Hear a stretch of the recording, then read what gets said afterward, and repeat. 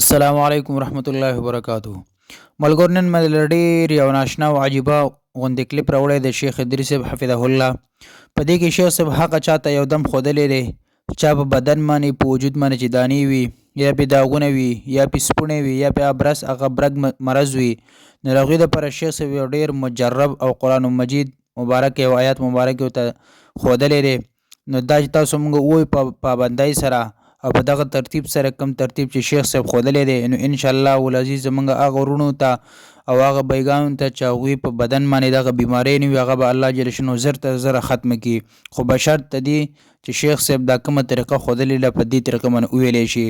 او بل موږ او تاسو چې کوم هغه جعلي پیرانو پسې هغه دمګرو پسې ګرځو، هغوی موږ نه په زرګونو پیسې علي پازابېدل پکې وي او زموږ او ستاسو کوم اکار دی هغه نه کېږي.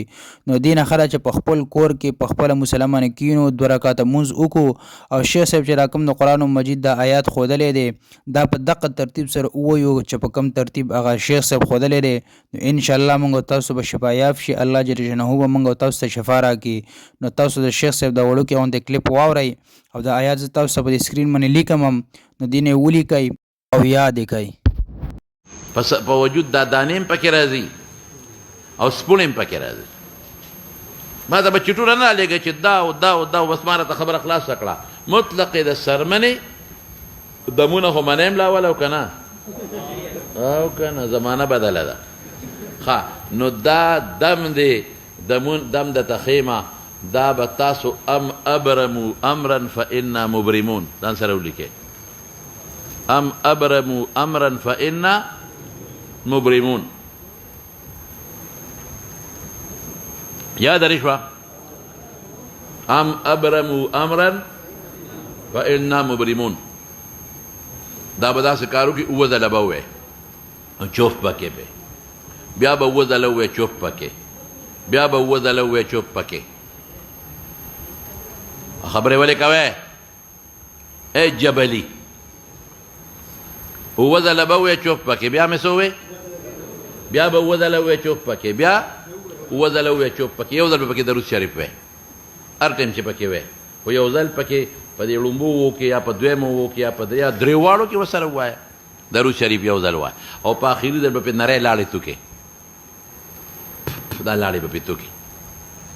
یاد دې شوه؟ بس چاته خو پکې څه وهم پاتې نه دی.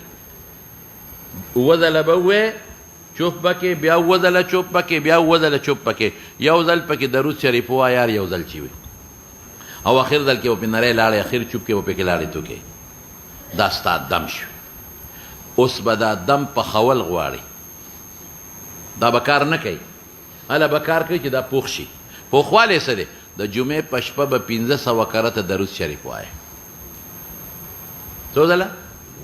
1500 کرته به د جمعې په شپه دا آیت نه درود شریف به ووایه چې درود شریف هم د 1500 کرته ووایې په دې نیت چې را دم مې پوخ شي، نو بس دا ستا دم کار شروع وکړي.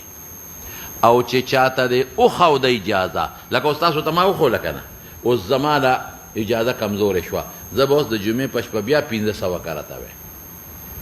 دې کې دا مسله ده چې چاته وښیې نو بیا چې ښودونکي به څه کوي دی به 1500 کرته بیا درود شریف وایي.